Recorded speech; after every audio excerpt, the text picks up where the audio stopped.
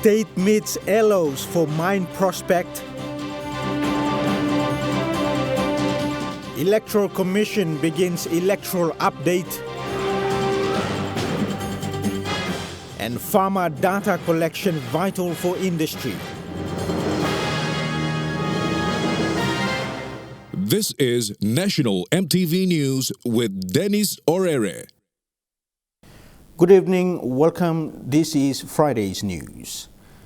Yesterday, the national government met with the landowners from the Porgera mine in a consultative meeting to explain what benefits were there for landowners if the mine is to reopen.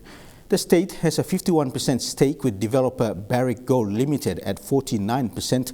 Landowners were given a presentation by Secretary for Treasury Dairi Vele on the future prospects of the mine. The Prime Minister of Papua New Guinea, James Marape, yesterday made his third trip into Wapenamanda Airport for a consultative meeting with Porgera landowners. The Enga Teachers College was the meeting venue, with the mining minister who was in attendance clearing the air of any speculation that this was a development forum. Astintin Glodisplam meeting 2 plus something. Number one, state must talk out law one kisim Glodisla deal law Porgera. Number one. Number two,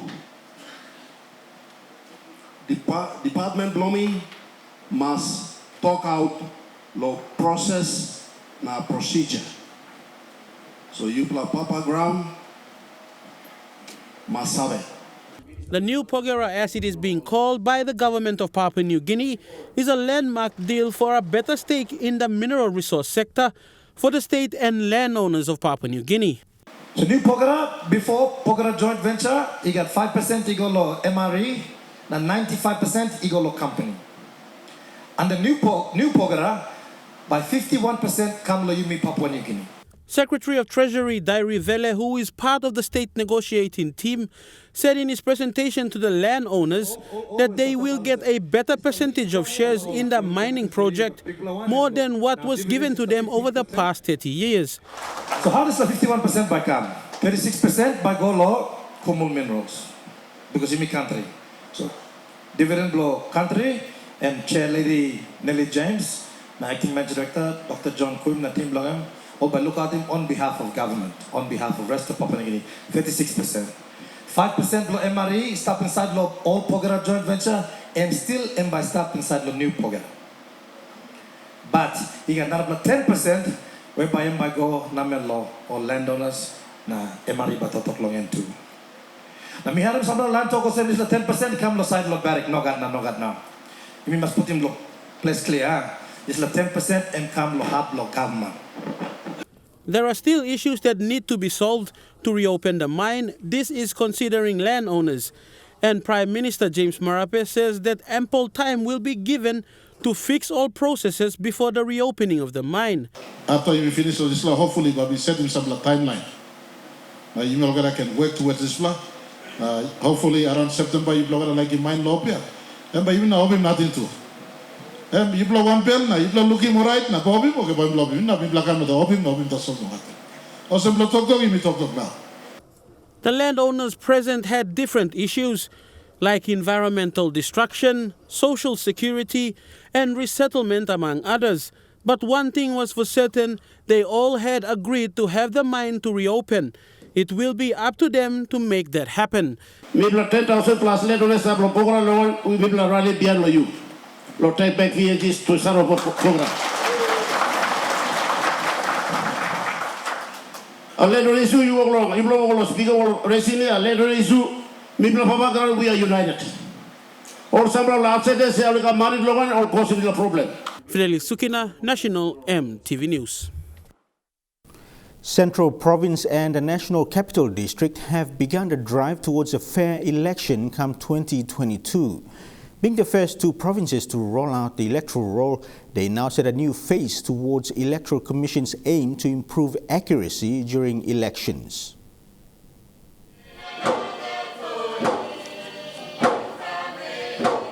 A Angelic voices sang to the beating of a kundu, accompanied by a swaying grasket.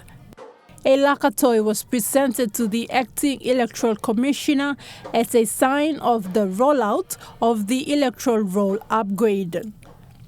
For residents in Port Moresby, it was decided that both fingerprints and photographs will be taken upon registration, while in the Central Province, just photographs. This is due to the availability of the resources at hand. And the understanding that we have under the MOU with other provinces that is now undergoing signing throughout the country. Now we are doing boundaries tours as well as we are signing the MOUs. So both of you now, as you are here in the National Capital District, that signifies the commitment and MOU understanding that we have with the rest of the country, provincial administrators and the provincial administration. The upgrade in the electoral roll will be conducted in 3 phases. Starting in late July, residents in NCD and those in Central Province will be advised to register. They will be presented ID cards that will be used during polling come 2022. With just 9 months until the next general election, time is already running out for those undertaking the electoral roll upgrade. We also understand that everything to do with the electoral process, from A to Z, you are the experts. We will provide the support wherever we can with all the important stakeholders in the steering committee to ensure that this outcome is achieved. Over the years, PNG EC has recorded an increase in legal expenditure due to numerous court-related cases. In 2017, at least 77 election petitions were registered before the courts of disputed returns. Now, with the upgrade of the electoral roll expected in NCD and Central Province, this can minimize foul plays during the polling. So the very exercise today, or the program for today, the launching to update the electoral roll for both Central and NCD, I think is the best way possible. If we can set the foundation by updating this roll to an accurate, well-informed and detailed required by our people who will actually use this as an instrument or as a tool to exercise that constitutional right. Teklagunga, National EMTV News. The University of Goroka's acting Vice-Chancellor, Dr. Tang Waninga, says there is a demand for teachers in the country and the quality of student and teacher education needs to be improved. Dr. Waninga said the administration plans to improve on this with more attention on the student-teacher learning. Minister for Higher Education Wesley Raminai said one of the aspects of improving teacher quality is to ensure all students are accepted and registered based on merit. According to Dr. Tang Waninga, the employment opportunities for UOG teacher graduates are fairly high. However, with the demand for teachers comes the need to train quality graduates. Dr. Waninga said this is an area that the University of Goroka's administration plans to address by focusing on improving student-to-teacher learning. To create more resources for teaching and learning, more attention will be given to students' teaching and learning. We'll improve the internet, Wi-Fi, we'll improve classroom space. I'd like to thank the Last week, the University of Goroka graduated over 1,000 graduates. Dr. Tang Waninga announced the institution's plans, which includes a 5-story administration building. Apart from building infrastructure to help improve standards, the Minister for Higher Education, Wesley Raminai, said producing quality teachers has to be dealt with on several levels, and the administration must ensure that students are accepted and registered based on merit. If we're not picking students on merit, we'll have the problem that we're facing. Otherwise, you're going to half-baked scones going and teaching, maybe at the high school or maybe at the primary school level. That's where we'll have those issues with quality that we are talking about. The Higher Education Minister said the need for quality teachers begins at the primary school level, and there is a need for collaboration to produce quality teachers in the country. Charlene Airy, National EMTV News. The market for village farmers is gaining momentum with training and consultation for farmers and leading agency Fresh Produce Development Agency. FPDA General Manager Mark Warinu says this is a key intervention to achieve sustainable and increased returns to village farming households. Warinu says part of the program is to collect survey for a database system that will assist the impact of the MVF program and also provide to policymakers. The market for village farmers is a model linking subsistence farmers to better market coordination and opportunities. Responsible agency FPDA believes if farmers are supported well, the industry will grow. It's an initiative believed to impact the horticulture industry. To making sure that these partnerships that we have signed has to be effectively implemented in terms of the production systems on the ground. That they should be robust, reliable production system. There should be a good aggregation for our farmers and lead partners to consolidate all the produce, and farmers will see for themselves that the market will be more closer to their farms, and also market linkages at the end. The Market for Village Farmers project is supported by the national government with funding from the International Fund for Agriculture Development, or IFAD. A significant part of the program is now to conduct the farmers and household survey for accurate data for the MVF program. This data has been missing in the past 30 years. So what basically we are doing is that we have 3 codes. We are looking at about 25,000 households, and on average 5% per households is going to be 125,000 families, persons that we are trying to support. So in order to have a very good system to monitor data and reporting, we have developed systems and processes that will enable us to report quality data. And in line with that, we have developed the management information system, which is called Village Farmers Information Management Systems, which is aligned to the project log frame and annual work plan and budget. A first consultation meeting to train farmers to collect the household summary survey began in Kundiawa. Using a special app, officers will be engaged to collect data from farmers. This will allow relevant information be stored and available for FPDA and other stakeholders. 32 years on, we see that data management has not been good, and I know that there are many commodity agencies and government agencies as well that data collection, data storage, and delivery of very good information to the wider community and government for policy making has not been really there. Under this intervention, a well-coordinated system will be established. A coordinator says this is crucial to assess the Market for Village Farmers program. In terms of financial accessibility, in terms of market access, in terms of household survey, asset survey, household asset survey. So these are the very important things that the household survey will be captured. Similar training was carried out in Jiwaka and Mount Agen. Jack Lopava Jr., National EMTV News. National EMTV News continues with more stories after the break. Stay with us.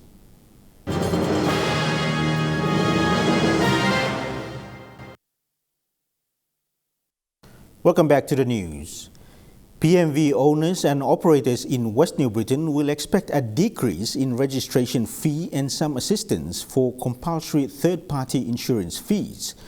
Through an MOA signed between MVIL and the West New Britain provincial government, registration and CTPI fees will be subsidized.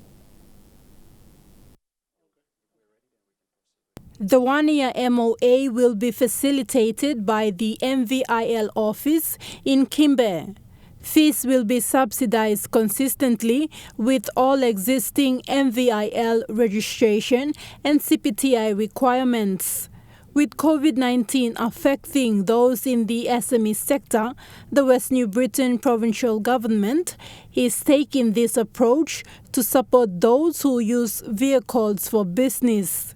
The road conditions and various other factors, we feel we all guilty of not able to really helping them or giving them a proper infrastructure where their cars won't be wear and tear, won't be that bad. But this is only a small amount of money which we could allocate out of that 500,000. I mean, I must also thank national government and also Prime Minister for this initiative, allocating that stimulus package. At least 10 areas are covered under the signed MOA. This includes a fixed 1,000 kina registration fee per PMV, which will be applied on a first-come, first-served basis. Only PMVs that meet the motor vehicle registration and a roadworthy will be registered.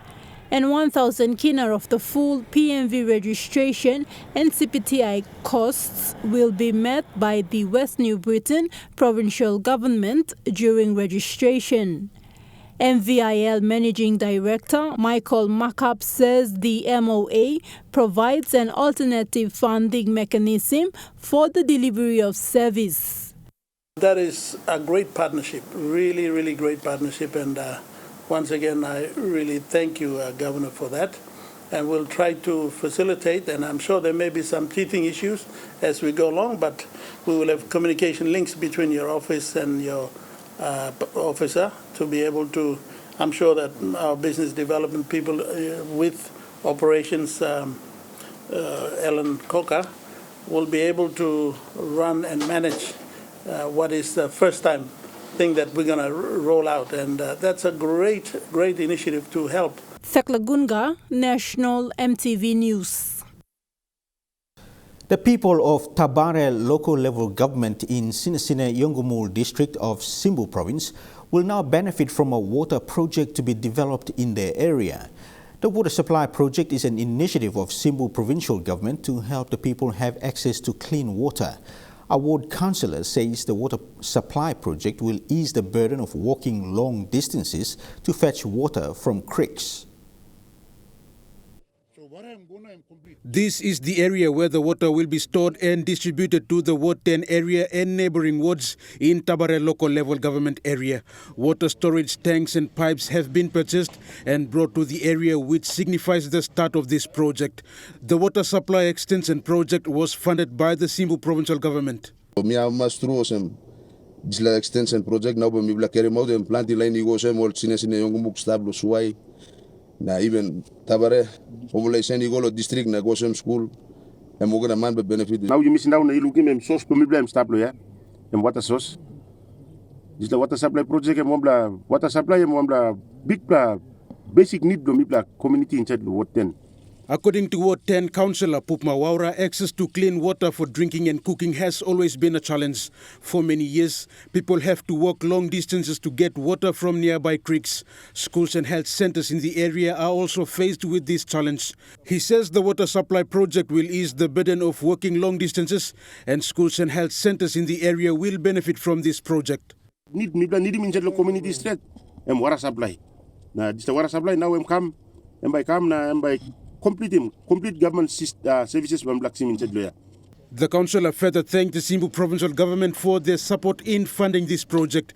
They also appealed to the District Development Authority to help extend this project to other parts of the district. Lawyer Mila asked him, DDA, district can look sawalo extending this project go gadalos district blomblana go gadalo moina secondary and by Napstret. Rayon Lakingu National, EMTV News. Minister for Foreign Affairs and International Trade, Soroi Ewe, has expressed concern for Papua New Guinea to make serious business investments and connect with the world. Speaking at the PNG Expo 2020 launching of website and branding yesterday, Minister Ewe said with the government's policy to grow the country's economy, investments need to be made given opportunities like the World Expo commencing on October 1st this year, rather than the country depending heavily on borrowed money. Growing the economy for what? For Papua New Guineans, given COVID influence in all of our lives, including the economy. We cannot live on borrowed money.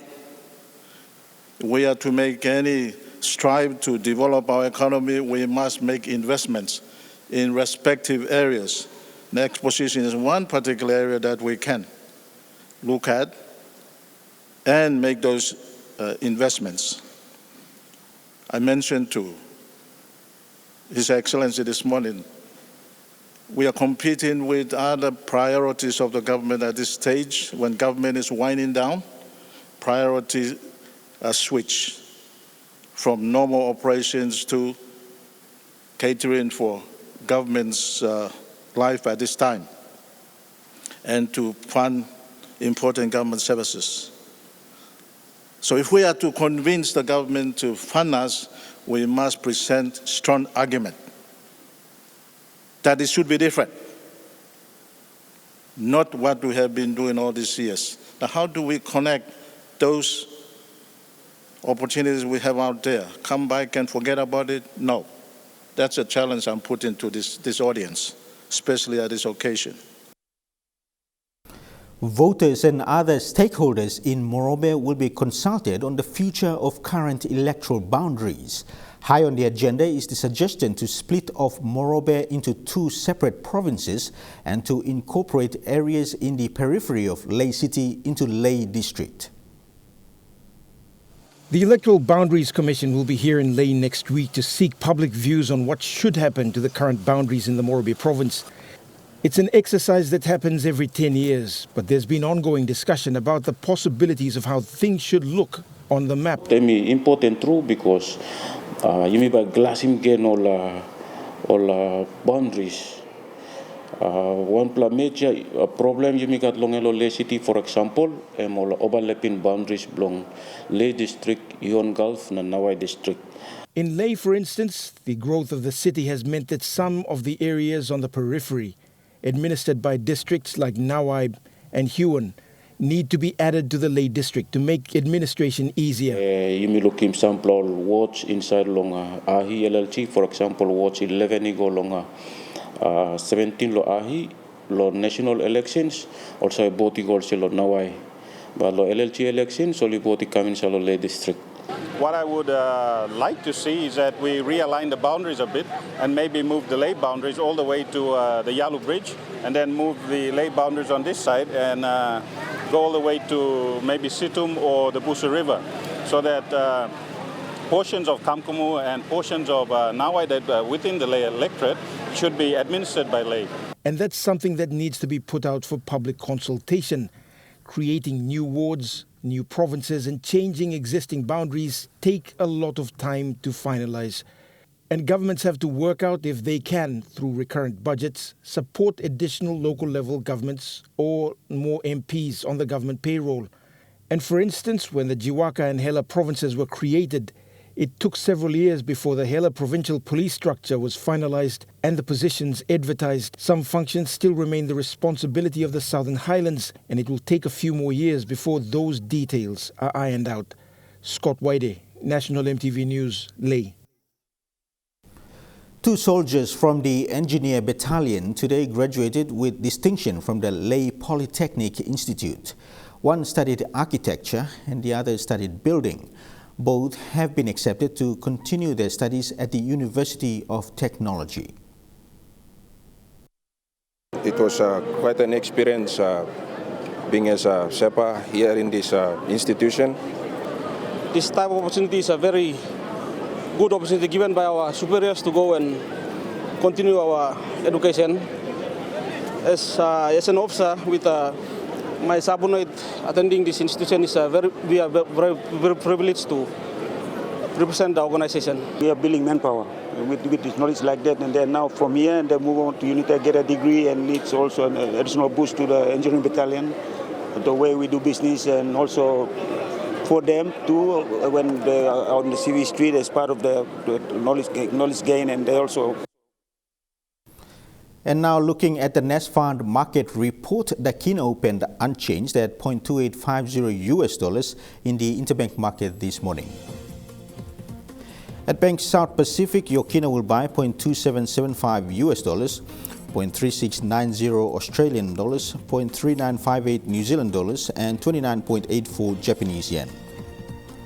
Looking at commodity prices at New York close, gold is trading higher, coffee closed higher, cocoa and copper closed lower. Palm oil closed lower, crude oil is trading higher, copper closed higher. And on the stock market, the Dow Jones closed lower, the ASX 200 is trading higher, and the All Ordinaries is trading higher.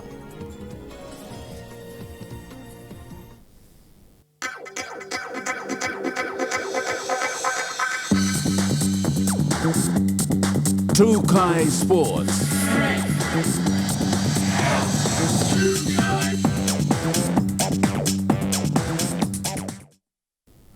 Welcome to Trukai Sports. The SB PNG Hunters will be up against the Sunshine Coast Falcons this Saturday as the Interest Super Cup returns after 2 weekends without matches. The mid-season bye was followed by last week's COVID lockdown in Queensland, putting a halt to all matches. The break has given the players an extra week's rest before 8 consecutive weekends of matches leading into the finals. It's do-or-die time for the SP PNG Hunters as they prepare to make a run for the finals against the Sunshine Coast Falcons in this weekend's round of matches, marking the halfway point of the season. The Hunters' recent dismal form has exposed the largely inexperienced squad to the rigors of the highly competitive Intra Super Cup competition. Oh, have a look at him go! Solo! Injuries and suspensions have also chipped away at the Hunters' mental and physical resolve. Despite their poor form on the field, the Hunters have maintained their 11th spot on the ladder, earning 6 points early in the season, winning 3 games in a row. This is due to the teams below them suffering consistent losses, allowing the Hunters to stay in touch with the teams in the top half, providing they string together a series of victories. The Hunters will welcome the return from injury of fullback Terry Wapi and winger Brendan Gutuno into this Saturday's lineup, adding to their attacking options. Huxley Lovai, Trukai Sports.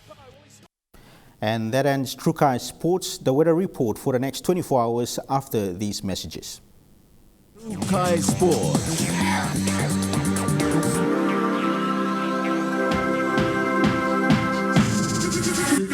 Trukai Sports. This weather update is proudly brought to you by MoniPlus, with you always.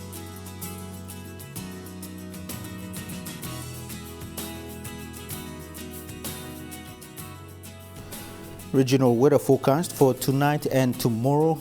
In the southern region, Port Moresby and Popondetta, partly cloudy with patchy rain possible. Daru, cloudy periods with brief squally showers. Kerema, partly cloudy with patchy rain. Alotau, cloudy with few showers.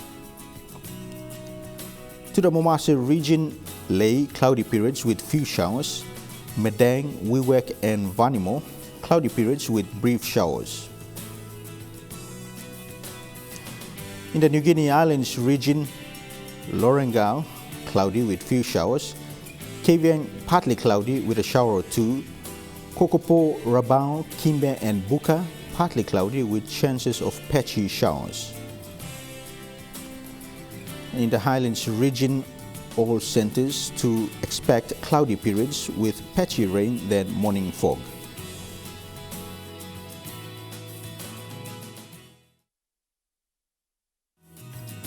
The weather update was proudly brought to you by MoniPlus, with you always. And that's been the news, sports and weather for Friday, the 9th of July 2021. Join us in the next bulletin. Good night.